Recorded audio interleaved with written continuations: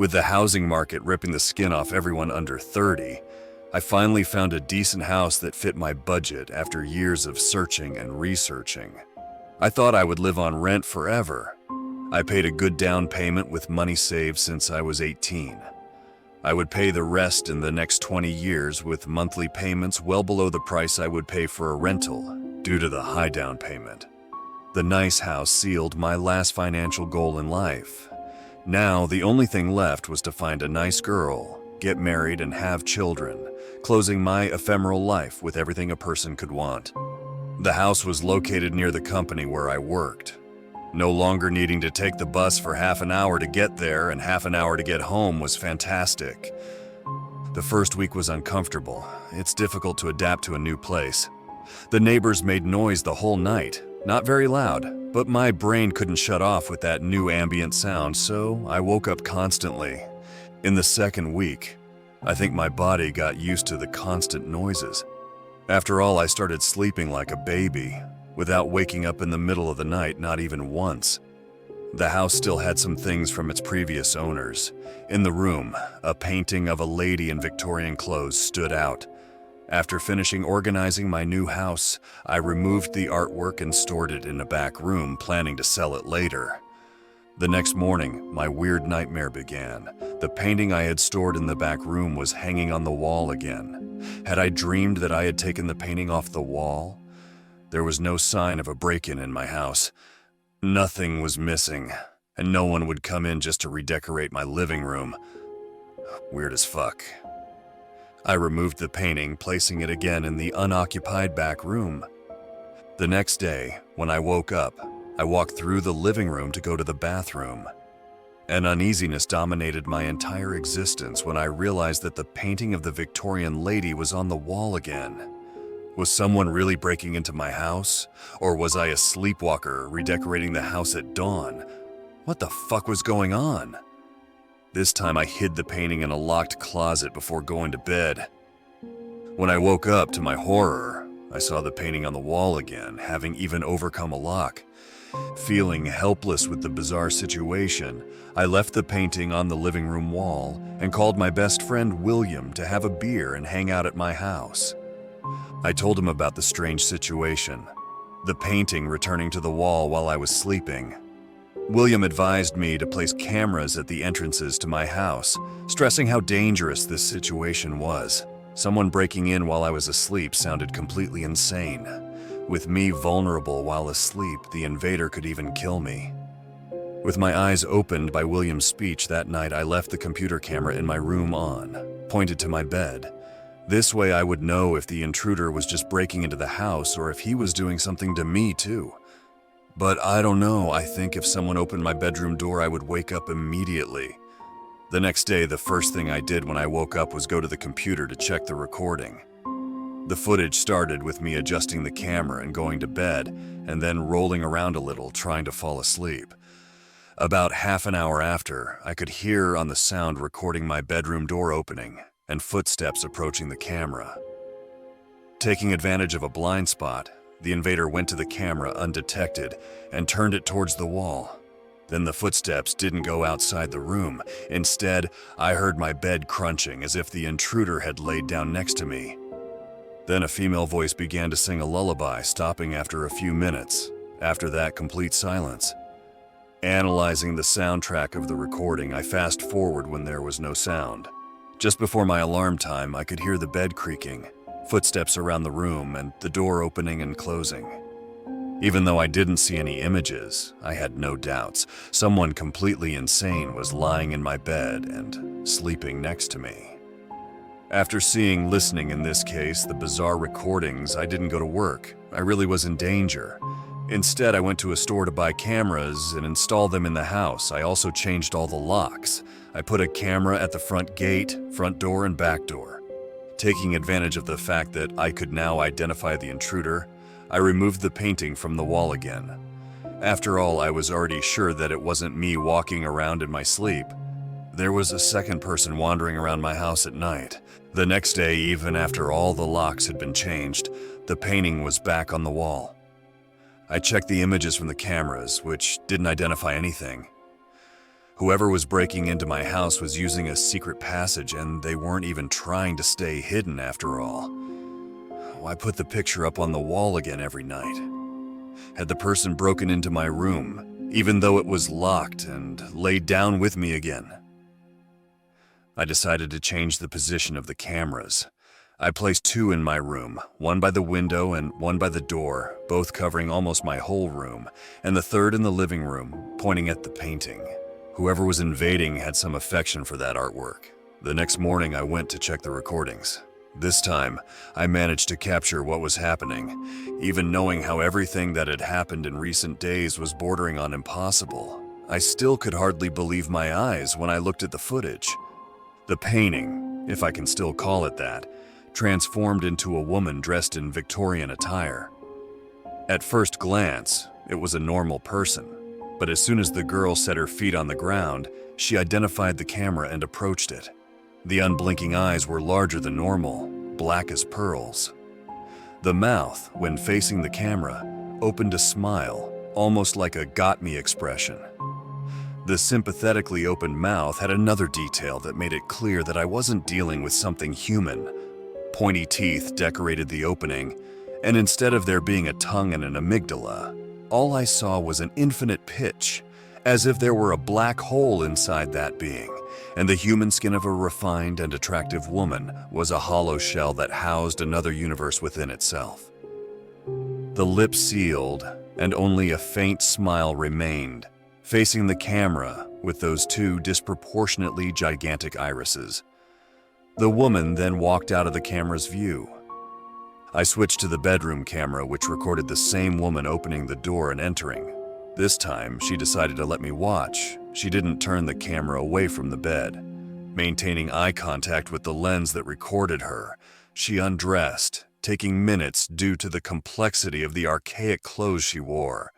Then, completely naked, the woman lay down by my side, spooning me.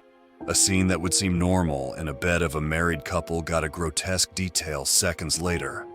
The woman opened her mouth in an impossible way, revealing the blackest endless hole I had ever witnessed living inside her body. Her face, previously delicate and perfectly symmetrical if it weren't for her unusually large eyes, practically became the opening of her mouth, as if her eyes and nose had ended up on the back of her head. The grotesque opening of the mouth, having already completely replaced her face, then bit into the area of my skull, swallowing half of my head. I put my hand in my hair, the back of my neck and forehead immediately after watching that scene, looking for teeth marks, saliva, any sign that there had been a mouth swallowing half my head the night before. Nothing. If I hadn't been looking at the recordings right now, it would be as if the event hadn't happened. There was no after effect or sign. I watched the recording until the end, accelerating the recording speed. The woman spent a few hours with her huge mouth swallowing half of my head, and a few minutes before I woke up, her mouth shrank, returning to normal and stopping to suck the area of my brain. She then got up, put on her complex Victorian costume, and returned to the living room, transforming herself into the painting again, in a gesture so quick that even with me pausing the frames of the filming, I couldn't follow the metamorphosis. I don't even need to describe how terrified I was by this. I missed work again that day, claiming I was feeling unwell. Aiming to find solutions, I started with the most obvious, destroying the painting. I tried throwing it away, burning it, hacking it, locking it up. Nothing worked. The painting thrown into the river miles from my city returned to my living room wall. The fire and axes didn't even scratch the artwork. The locks of the places where I locked it were opened easily, as if the woman didn't need keys and could mentally order the locks to open. I tried to stay awake all night, hoping to confront that being, but the woman didn't come. It seems like she knew exactly when I fell asleep. After waking up already in the afternoon, I watched on the recordings the woman performing the same bizarre gesture of swallowing half of my head and remaining like that until minutes before I woke up. Having not found permanent solutions, I tried a temporary one. I slept in my parents' apartment for a few days, claiming I needed to pest control my house after an insect infestation. My boss discounted the consecutive days I was absent. I was almost fired. My expenses increased, having to pay for transport again, and the money spent on cameras exceeded my budget for the month. But a week later, I had to go back to that cursed house. What could I do? I had already cut expenses to be able to pay the monthly installment on the house. There were still 20 years of payments left.